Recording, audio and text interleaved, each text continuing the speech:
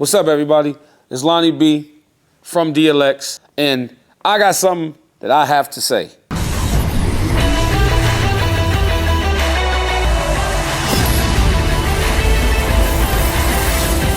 This is the boxing. First thing I want to address is how can I be respectful? Well, I can't be respectful. The stupid comments that Timothy Bradley made. Usyk, he is not an all-time great.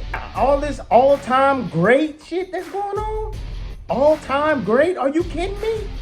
Talking about something that Usyk ain't one of the GOATs. That's the dumbest thing I ever heard in my entire life. How he's not one of the GOATs? He said, this is what he said.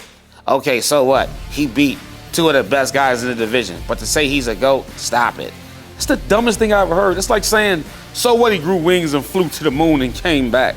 Are you kidding me? Like, that's how stupid this guy sounds. What do you mean? He beat two of the best guys in the division, 96 rounds, and probably only lost about 5 or 6 rounds out of those 96 rounds, and did it twice, and he's not even a heavyweight, he's a cruiserweight. And, oh, I'm sorry, didn't he just knock out Daniel Du Bois, who just knocked out Anthony Joshua? And he's not one of the GOATs? So all these guys is beating each other, but none of them can beat Usyk. He's not one of the GOATs. And mind you, he's the same size as Muhammad Ali. Timothy Bradley, learn the history of the sport first, brother, before you just go off into an emotional rant. Because that's all it is an emotional rant. February 1st, we got David Benavidez and David Morrell. Now, I can't wait for this fight. I wanted to fight both of them, but we ain't gonna talk about it. They've been hitting below the belt, ever since these press conferences started, going at each other. It's getting personal now. So I can't wait to see it. I'm leaning more towards David Benavidez for the stoppage, but David threw a slug that I think put a dagger in David Morrell's heart when he said, I've been wanting to fight you. You ain't want to take the VADA drug test. It makes you think, why he ain't want to take the test? But, what's done in the dark will come to light.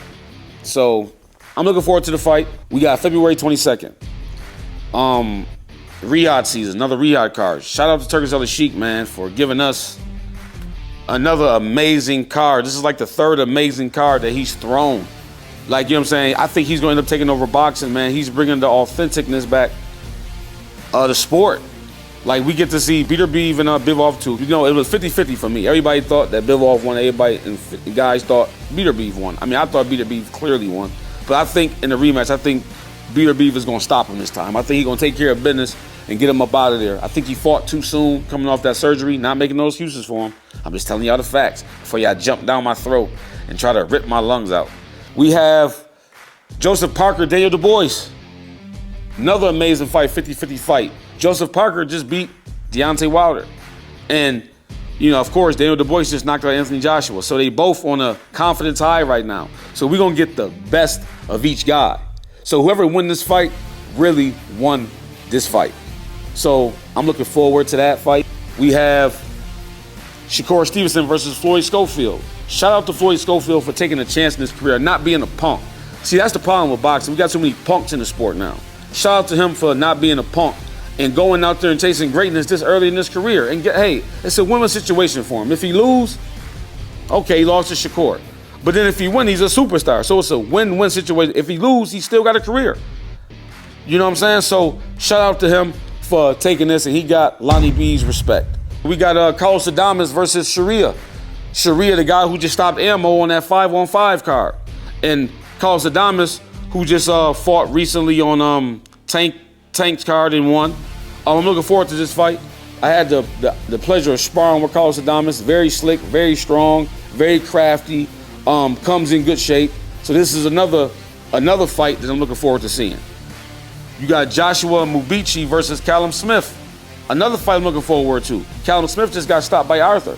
So now we get to see if Callum Smith learned from this fight or did Arthur beat it out of him. I'm just happy to witness this card. I'm going to be watching it from start to finish. And I just want to say Happy New Year to everybody. 2025, we see y'all in the next year.